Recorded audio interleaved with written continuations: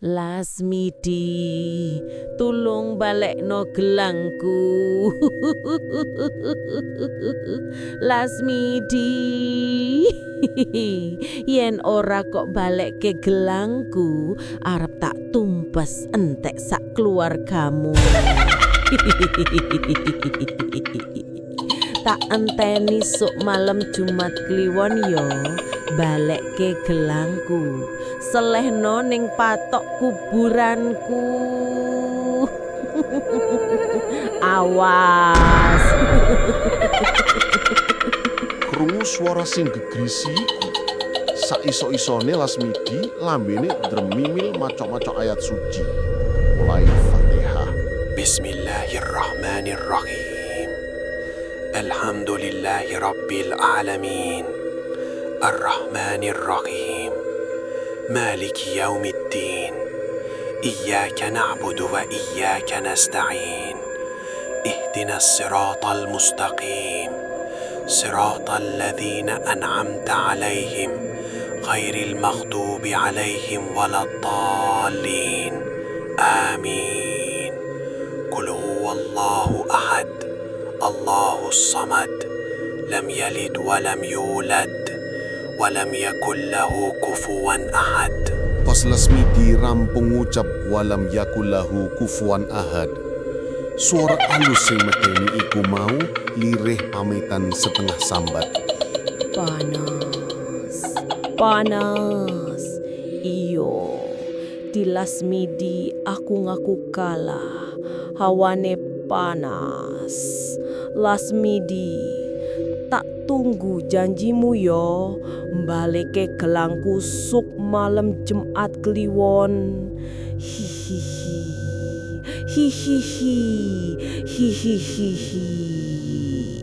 Bubar muni ngono, setengahe sambat kepanasan. Mak plas bayangan putih katon ninggalake Lasmidi sing isih cetotolen kewedian karo cekelan pinggire amben. Kringete sak jagung-jagung merga saking wedine. Pamirsa, pangermen Blora TV wonten pundi kemawon. Ing kalodhangan puniki wonten criyos horor dinten menika. Badhe kita aturaken criyos horor ingkang dipun alami dening setunggaling sopir mobil jenazah. Nyuwun sewu lan pangapunten, mbok bilih wonten panyebatan asma lan papan ingkang kleresan sami. Sumungo kula lan panjenengan ndereki criyosipun. Senadyan wis pangsiun 3 tahun niki oleh dadi sopir ambulan jenazah, Mbah Lasmidi ora bakal iso nglaleke lelakon sing dialami 5 tahun kepungkur. Merga milik karo gelang mas duweke pawadon ayu Sri Dewi arane, sing ninggal donya merga kecelakaan. Eyang kakung sing wis kagungan putu 3 iku nate diteror arwahe almarhum Sri Dewi, kenya sing kondang sugih lan ayu manggon ning desa sebelah. Kedadiane mangkene. Wengi iku udan rimis-rimis kawit bar magrib nganti meh tengah wengi isih durung gelem leren. Udakara jam 11, dheweke wektu iku nampa telpon saka rumah sakit. Panggonane nyambut gawe supaya metuk lan ngangkut mayit korban kecelakaan ing sakmenehe papan yaiku Kretek Sumur Gawok. Krungu Sumur Gawok, mak prinding, wulu kita Lasmidi langsung ngadeg kabeh. Dieling-eling, saben-saben wektu ing panggonan iku pancen asring ana kedadian kecelakaan sing mesti nggondol korban jiwa. Malah durung ana seminggu wis ana 2 kedadian kecelakaan. Kabeh ana kurbane sing tinggal donya. Waduh, mateng aku. Sumur Gawok jaluk tumbal meneh iki. Grenenge. Kok kerep dimen ya? Saben-saben mak bres terus ana korbane. Lasmiti njupuk jaket lusuh, topi werna ijo, wernane ya wis mbladus, sing cementel ning kastok kamari, banjur dilebokno ning sirahe. Disawang bojo lan anake wedok jajah loro sing wis do ngancik perawan, katon turu angler. Lasmidi metu saka omah kanthi alon-alon supaya ora mribeni wong-wong sing saksuwene iki paling ditresnani padha turu angler lelomban karo impeni. Mobil jenazah sing diparkir ning ngarep omah distarter terus alon-alon mlaku ninggalake gubuk omahe. Ora langsung jujuk panggonan kacilakaan. Lasmidi ngampiri Budi dhisik. Partner mergawe sing wis runtang-runtung jupuk lan ngeterke jenazah sakjroning meh 20 taun. Ora ana rebukan apa-apa karo Budi sing wis ngenteni ning pinggir dalan. Budi langsung mencolot mlebu mobil lan lungguh ning sisih kiwane. Lasmidi langsung mancal gas tumuju lokasi kacilakaan. Sumur gawok, Bud, tembunge nalika Budi tekon lokasi kacilakaan. Tekan panggonan kacilakaan, Lasmiti meruhi mayit kang ngumletak nyang pingiratan karo rai kang rusak parah. Lasmiti ora pangling, mayit kuwi jenenge Sri Dewi, piyai sugih sing omahe kepernah tangga desa. Oh, Bu Sri Dewi, innalillahi wa inna ilaihi rajiun. Kok ngantos ngoten to, Bu? Kala wau pripun kedadosane? Jeluluke karo ngenjong mayit kuwi sakwise diwadahi plastik wadah mayit. Nalika nglebokake mayit menyang jero ambulans, Lasmidi ngrasa ana kang ora beres. Mayit iku katon mandengi dheweke karo pandangan mripat kang kosong, kaya-kaya Bu Sri Dewi isih urip. Dheweke njajal ngliruwakake perasaan iku lan berusaha tetep fokus ing jejibahane ngupakara mayite Bu Sri Dewi. Nanging tetep ora iso, senajan wis dadi kunarpa, mripate Sari Dewi isok mandangi dheweke kaya-kaya arep ana sing diomongno. Mak plus atine meruhi gelang emas ing tangane mayit. Atine kroncalan. Mbuh setan endi sing bisiki? Lasmidi nekat duweni kepinginan gelang iku.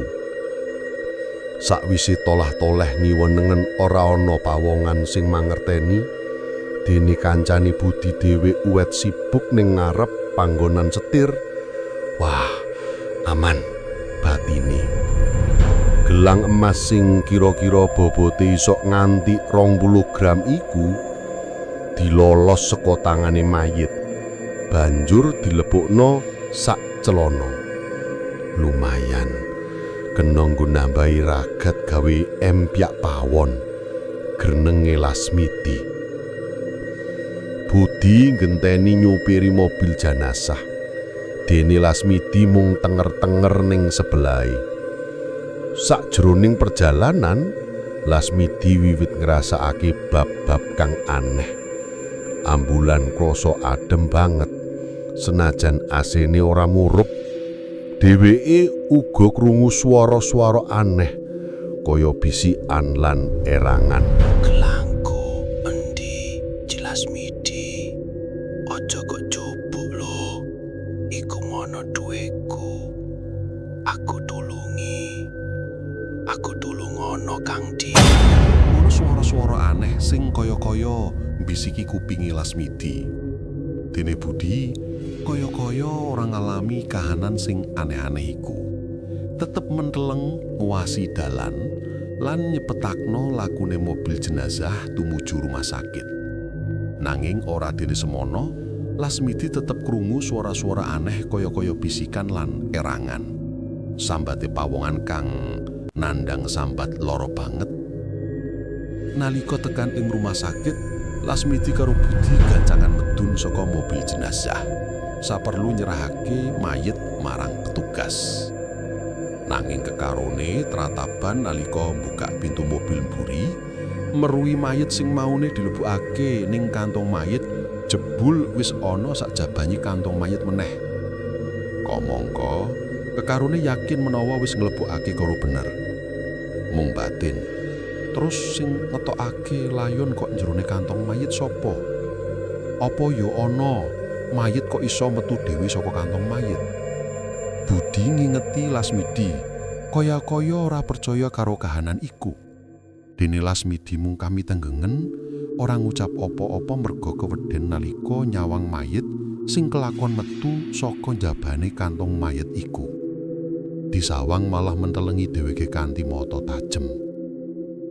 Dewangi Budi, Lasmidi kegancangan nglebokno mayit iku mau, terus diserahake marang petugas rumah sakit. Kekarone kegancangan pamitan, sawise kandha tangan ning kertas penyerahan mayit. Nalika perjalanan mulih, Lasmidi terus mikirno, mayit sing iso metu saka kantong mayit iku mau.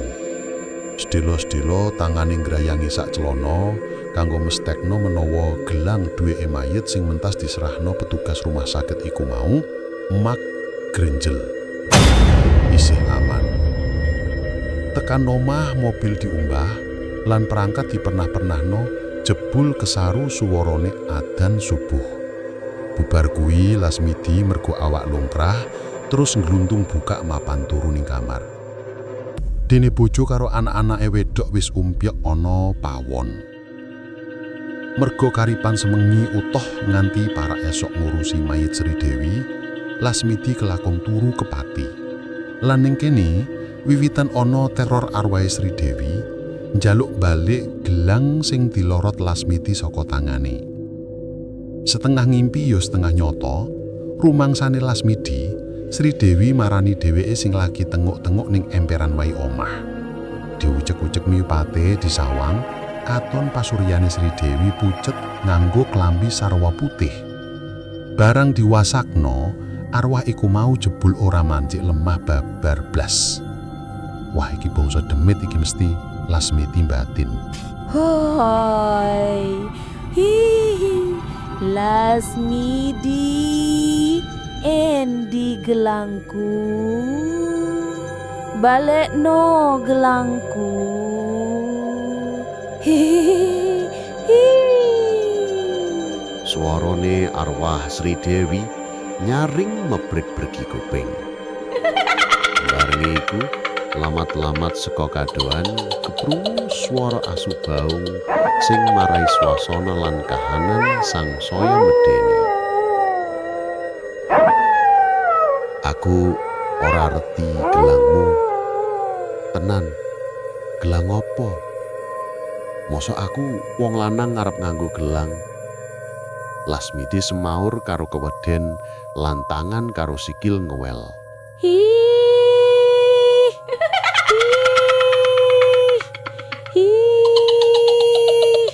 Ojo ngapusi kowe lek di. Genah gelang sing ana tanganku nalika kowe nulungi aku.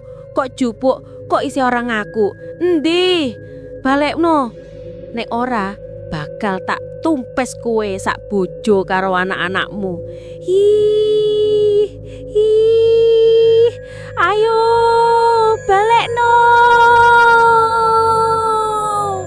Ngucap ngono, rumangsane Lasmidi, tangane arwah Sri Dewi banjur negak gulune.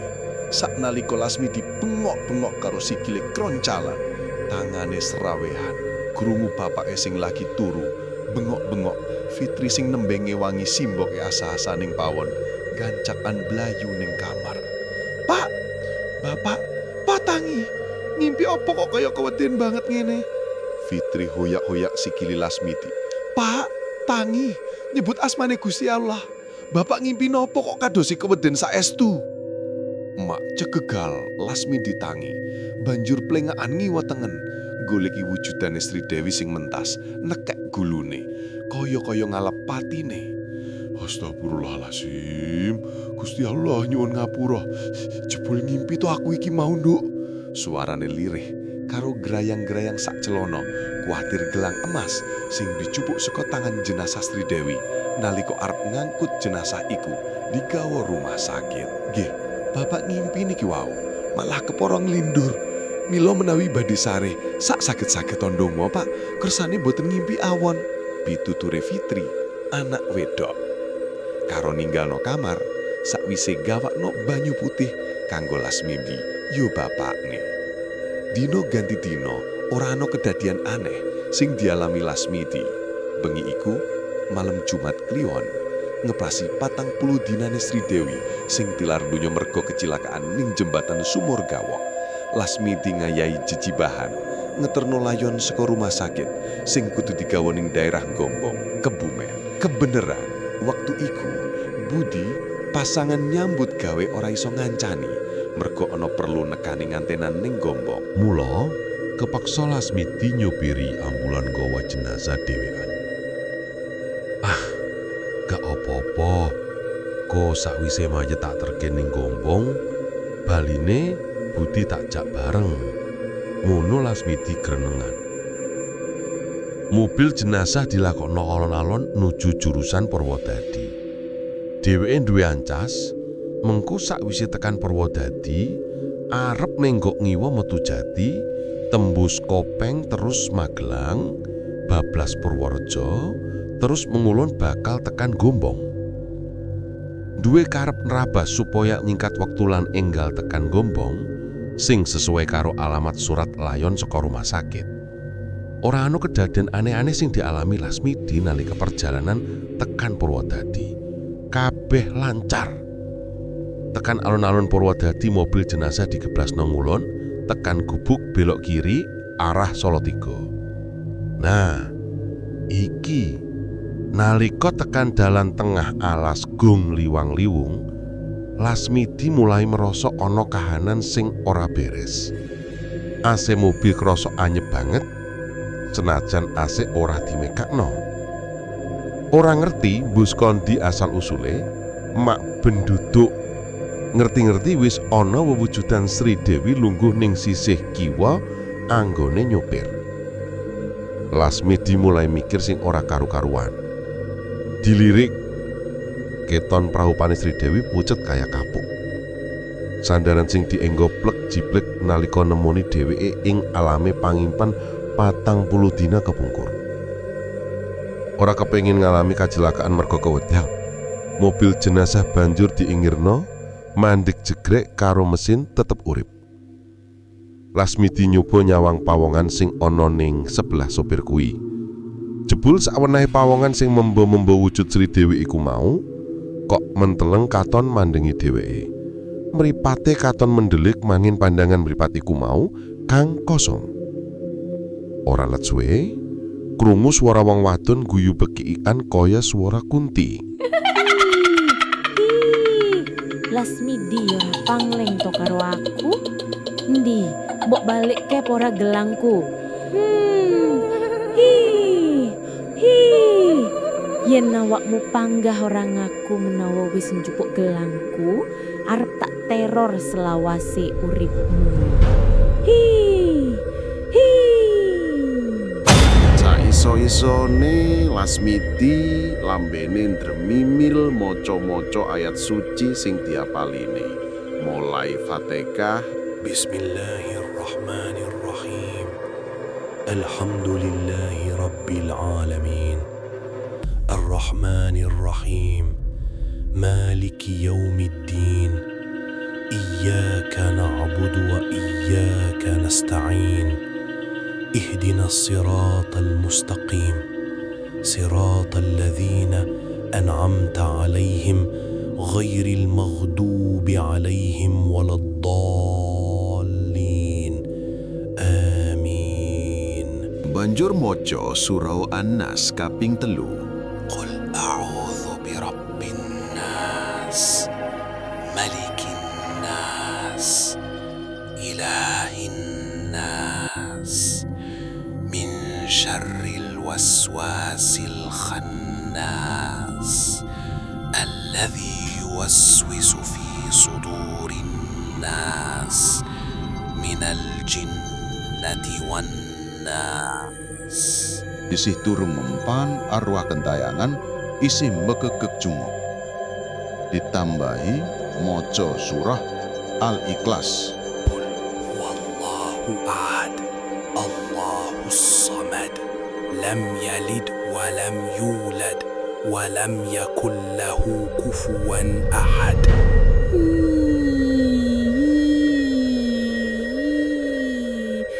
Lasmidi, endi gelangku, balekno gelangku. Rembuga arwah Sri Dewi karo swara nyaring.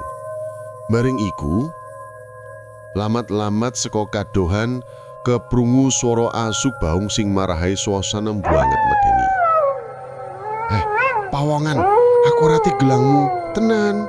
Gelang apa? Mosok aku wong lanang arep nganggo gelang? Lasmiti caturan karo keweden, tangan karo sikil ngewel. Malah sabun sing dicekli tiba ning lemah.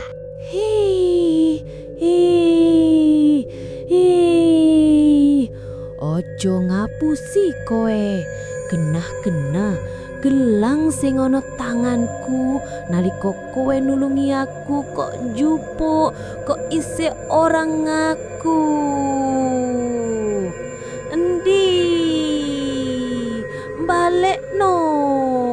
Nek ora bakal tak tumpes kowe sak bojo karo anak-anakmu. Ayo balekno. Ngucap ngono, rumangsane Lasmidi tangan arwah Sri Dewi banjur nekek gulu. Saknalika Lasmidi bengok-bengok karo kroncalan. Ampun, aja bateni aku. Aku ora ngerti gelangmu ya pawungan. Tulung, aku tulungi. Ora let suwe Lasmidi tangi, merga digugah Budi sing lagi nyetir mobil jenazah. Kang Lasmidi, tangi. Ono apa? Kowe ngimpi apa kok melung-melung? Bengok-bengok jaluk tulung. Pitakone Budi karo tetep menteleng nguwasi dalan. Mekjegigal Lasmidi tangi, terus ngucek-ucek mripat. Ora cerita mentas ngimpi ngopo, dheweke tenger-tenger karo melu ngingetno dalan sing bengi ku sepine nyenyet banget. Kahanan sama-saya antintrim, mega ratan yo ora patiya ana kendaraan sing liwat. Ora kepingin ngalami kedadian nalika mangkat. Turut dalan bali omah, Lasmidi lambene ndrimimil maca Fatihah. Bismillahirrahmanirrahim. Alhamdulillahirabbil alamin. Arrahmanirrahim. Maliki yaumiddin. Iyyaka na'budu wa iyyaka nasta'in. Ihdinas shiratal mustaqim. Shiratal ladzina an'amta 'alaihim ghairil maghdubi alaihim waladdallin. Amin. Allah. Astaghfirullah. Qul a'udzu birabbin nas, malikin nas, ilahin nas, min syarril waswasil khannas, alladzi yuwaswisu fi sudurin nas, minal jinnati wan nas. Qul huwallahu ahad Allahu samad lam yalid walam yulad walam yakul lahu kufuwan ahad. Ora trimo tekan kono, Lasmidi banjur sak iso-isone wiridan. Allah, astagfirullah.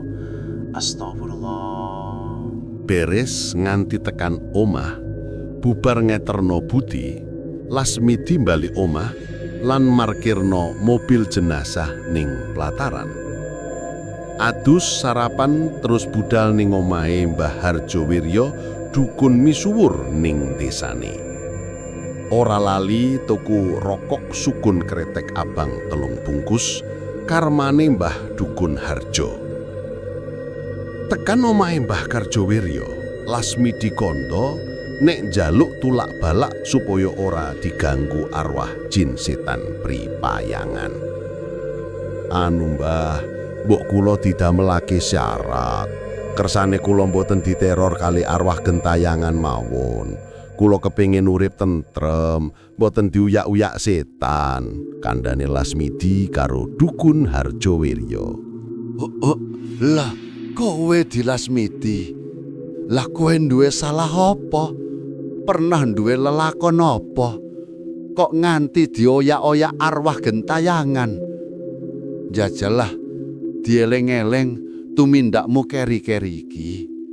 Iya, nek perkara syarat apa omben-omben, mengko tak gawekno supaya awakmu ora dioyak-oyak ruh gentayangan. Semaure Dukun Harjo. Anu mboten niku Mbah. Nggih, mbok menawi biasa Mbah. Pedamelan kula lak nyopir mobil jenazah. Kula kok kuatir enten roh jahat sing ganggu kula. Wong kula bendina nggih ngrumat lan ngangkut jenazah. Lasmidi ngapusi Mbah Harjowiryo. Sakjane meh ae ketrucut cerita menawa dheweke wis njupuk gelange wong wedok ayu sing mati kacilakan nalika ngangkut jenazah. Nanging Lasmidi mikir mengko lak kadel nengan wong liya konangan karo Mbah Harjowiryo. Tenan mung iku lakakonmu sing jalari kowe dioyak-oyak roh gentayangan. Nek pancen mung kuwi iso, iki tak gaweno syarat. Mungko uang ning prapatan cedhak omahmu sebagian lan sebagian simpen tono. Mbeh iki tak welehi omben-omben tono awakmu. Mbah Harjo karo Komat Kamit nyuwuk banyu putih sak gelas terus dikon ngombe Lasmidi. Beres. Batine Lasmidi nalika pamitan golek srana ning Dukun Harjowiryo. Muga-muga bar iki ora ana meneh arwah Sri Dewi sing ngoyak-oyak dheweke meneh. Dina-dina candhake ora ana kedadian aneh sing dialami Lasmidi. Rumasane syarat ka Dukun Harjo diances peleng. Kabukten lek bar komahe Dukun Harjo ora ana gangguan roh gentayangan meneh. Ora diparani meneh karo arwah gentayangan Sri Dewi sing gelange diunus lan primpen disimpen ning ngisor kasur kamar.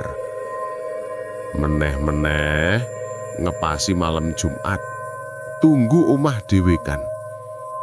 Bojo karo anak-anak wedok loro-lorone tilik wong tuane nginep. Lasmidi sing jaga omah dhewean ngalami teror sing banget medeni. Lan jalari awake loro meh sewulan nutuk. Atang-atang ning ngamben. Keluarga kabeh wis mupaya golek tombo ning ngendi-endi, ya medis, ya wong tuwa lan sapanunggalane. Tetep ae ora iso marekno lorone Lasmidi. Malah sangsaya nemen. Mengkini awal kedadian ikut. Bengi ku udan ngrimis, ngriwis ora leren-leren. Dumadan lawang omah ditotok pawongan. Maktek. Lasmidi mulai mikir sing ora-ora. Ojo-ojo iki arwah Sri Dewi sing gentayangan arep neror meneh. Ora kok, wong aku wis diwenehi syarat karo Mbah Dukun Harjo. Mosok ora mandi. Lasmidi ngeyem-ngeyem mati. Sanajan ya tetep ae melang-melang pikirane. Barengan kuwi keprungu swara asu baung padha sawut-sawutan mecah sepine wengi. Alon-alon lawang dibuka. Mak gremyang. Lasmidi langsung grewel. Tangan gemeter karo isih nyekeli grentil lawang sing mentas dibuka. Lasmidi, tulung balekno gelangku. yen ora kok balekno gelangku, arep tak tumpes entek sak keluargamu. Sampai kapan awakmu panggah ora gelem ngakoni? Ayo balekno gelangku, seleheno ning patok kuburanku. Awas, nek ora Awongan, kowe aja ngganggu uripku kanthi teror-terormu. Aku ora njupuk gelangmu. Minggir, nek ora iki rasakno. Lasmidi karo balangi buntelan sing diwenehi dukuh Mbah Harjo Wirya. Hihihihihihi. Iki barang opo Lasmidi? Lawang awakmu kok malah syirik. Moro dukun kanggo nglawan aku. Sepisan iki aku menehi kesempatan karo awakmu di Lasmidi. Suk malam Jumat Minggu Mburi, kebenaran malam Jumat Kliwon. Balekno gelangku, selehno ning patok kuburanku. Yen awakmu isih panggah ora gelem, ngerti dhewe bakal arep ono lelakon opo tumrap keluargamu. Aku ora njupuk gelangmu. Yen awakmu tetep neror aku terus, bakal tak lawan. Mosok aku menungso kalah karo arwah gentayangan. Lasmidi panggah wani, mau ngakoni salah. Lebar muni ngono, arwah Sri Dewi sing gentayangan iku malih wujud. Dadi geni bulat-bulat sing gedeni sak bal sikil. Banjur nguleng Lasmidi. Rumangsa kewalahan, Lasmidi bengok-bengok njaluk tulung karo tangga-tangga.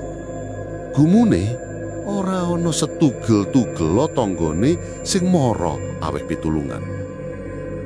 Ora ngerti larah-larahe, maklep jagate peteng saknalika. Ngerti-ngerti nalika sadar, Lasmidi mangerteni wis dadi uyung-uyungan rong sak kampung. Alhamdulillah, wis sadar kowe Kang Lasmidi.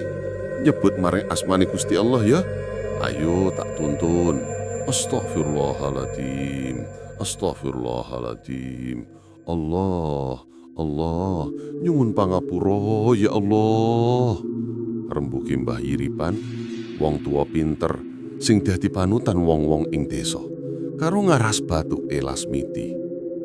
Mbah Yiripan wong sing wis kesuwur duwe kaluyan iku, wong kampung diparabi Mbah Yiripan melu tandang merga disusul wong-wong sing rumangsa kawalan nalika meruhi ana ribut-ribut ning omahe Lasmidi lan mrangguli Lasmidi semaput atang-atang ning jogan omah. Inggih Mbah Yiripan, astagfirullahaladzim, astagfirullahaladzim. Allah, Allah, nyuwun pangapura ya Allah. Pangucape Lasmidi lirih. Sakwise Lasmidi sadar lan sakjerone digulawentah karo Mbah Yiripan, siji mbok siji tangga-tanggane sing mau tulung pamitan mulih ning omahe dhewe-dhewe. Wong kasih Lasmidi gari adep-adepan karo Mbah Yiripan. Ngene yo Kang Lasmidi, iki ana babakan sing ora beres ning awakmu, kok nganti diuleng arwah gentayangan. Jajal, awakmu jujur. Sapa ngerti aku mengko iso golekno dalan lan tombo. Pitakone Mbah Yiripan, sing ngerti menawa Lasmidi ndulih kesalahan gedhe nganti ngalami lelakon diuleng arwah gentayangan. Lasmidi ora wangsulan sak kecapo. Sakjane karep meh terus terang kaya Mbah Yiripan, nanging dheweke moh kisinan. Perkara wadi wis ngunus gelange mayit nalika nulungi Sri Dewi sing tinggal donya merga kacilakan ning sumur gawok. Oh ya wis, aku ora maksa. Iki pesenku, sok nek ana apa-apa ning awakmu, keluargamu kon ngabari aku ya. Nek ngono aku tak pamit. Assalamualaikum. Muga Gusti Allah tansah paring kawilujengan ning awakmu Kang Lasmidi. Mbah Yiripan pamitan lan Lasmidi nguntapke nganti tekan lawang omah. Watara seminggu kunggarane, Lasmidi lara nemen tanpa sebab. Sing dirasakno awak lemes, sirah mubeng-mubeng. Kejaba kuwi sambat nek dadane ndredeg. Ora duwe nafsu mangan babar blas. Busana wis sak wulan Lasmidi mung iso turu atang-atang ning ngamben. Sing gawe bojo sak anake ngrantes, kala mangsane Lasmidi ngguyang-guyu dhewe nek wis mangkono ngamuk-amuk sing tanpa sebab. Bojone ngalor ngidul golek tombo, ya ning dokter, wong tuwa. Angger krungu ana wong pinter sing ahli ngobati wong lara diparani. Nanging kabeh usaha iku mau ora ana hasil blas. Ora mari, nanging malah nemen lorone Lasmidi. Dikandani tangga teparo menawa nalika Lasmidi ngalami kedadian ribut karo bangsa Walus sing wektu semono ning omah Ijen sing nambani Mbah Yiripan, Lastri bojone Lasmidi gancangan mara sowan ning Mbah Yiripan. Pepuntune Mbah Yiripan sing pancen kesedyak duwe ilmu keluwihan iku ngerti sadurunge winarah mara ning omahe Lasmidi. Ing wektu iku Lasmidi wis ora iso dijak omong babar blas. Mbah Yiripan perintah karo bojone Lasmidi supaya ngrayangi ning nisor kasur disung dituroni Lasmidi. Mak Grenjel, Lastri bojone Lasmidi kaget bareng nemokake ana gelange emas sing gedhe lan abot. Niki wonten gelang Mbah Yiyi, kagungane sinten nggih? Kula mboten rumangsa gadah gelang mas niki. Napa niki sing maraki semahe kula bapake lare-lare gerah nggih, Mbah Yiyi? Lastri takon nertitik karo setengah keweden. Ngene, iki mono bareng wadi. Bojomu nate melorot gelang kurban kacilaan nalika nulungi. Iki ngene ya, mengko bengi tak kancani balikno gelang iki ning kuburane almarhum sing duwe gelang iki. Mbok menawa mengko iso dadi dalan bojomu bakas waras. Ataswirullah, Gusti Allah, nggih Mbah Yi, lah niki gelange sinten? Nek menawi gadahe tiyang ingkang sampun seda, lajeng mapan wonten pundi kuburane? Ngono pitakone Lastri semu keweden. Wis ora perlu reti, sing baku mengko bengi tak kancani balikno gelang ning kuburan desa sebelah. Aja lali, sesuk awakmu sedekah bancaan barang karo tahlilan. Nek ana rejeki ya menehi santunan anak yatim, malah HP perintah Mbah Yiripan karo pamitan.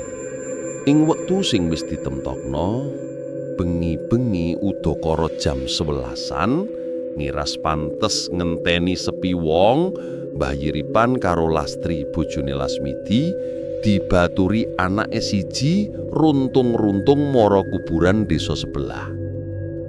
Ora lali gelang emas sing ditemokke ning ngisore kasur digawa. Wis kono, gelang sing kok gawa ndang dideleh ning dhuwure patok kuburan iku. Ora usah ngerteni kuwi kuburane sapa. Nek wis kok deleh, ayo ndang bali. Mundak ana mung desa kene sing ngonangi, perintahe Mbah Yiripan. Nggih, Mbah Yi, mengke nek wonten napa-napa kula ditulungi lho nggih, semaure Lastri. Karo dikancani anake wedok, Lastri senadyan wedine ora mekakat diempet, banjur mlaku ning arahe patok kuburan sing ditudingi Mbah Yiripan. Gelang diselehake ning dhuwur patok, terus dheweke nggelentip gegancangan bali mara ning panggonane Mbah Yiripan. Dina banjure kaya sing dipeseno Mbah Yi, malam Jumat keluargane Lasmidi gelar tahlilan kanthi ngundang tangga tepara. Ora lali, ing wektu iku uga menehi santunan marang sakwenehi bocah yatim. Lebar kuwi dina ganti dina, minggu ganti minggu, sasi genti sasi, Kesehatane Lasmidi alon-alon mulai pulih. Wis doyan mangan lan sing luwih penting wis ora ngleming omong karepe dhewe. Nganti pensiun dines dadi sopir mobil jenazah, Lasmidi kelakon bagas waras, sehat walafiat nganti duwe putu 3. Anake wadon loro ki wis padha omah-omah kabeh.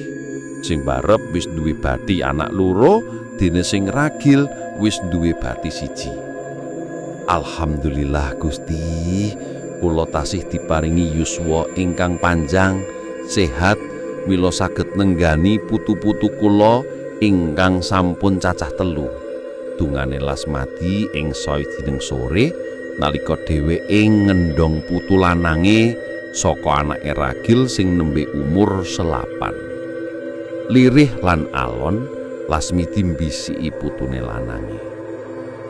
Cukup aku wae yo Le, sing nate duwe lelakon diteror arwahe wong mati. Tak dongake besok kowe dadi wong sing sukses. Bekti karo wong tuwa. Ora usah melik barange liyan. Apa meneh kok milik karo barange wong sing wis ninggal donya.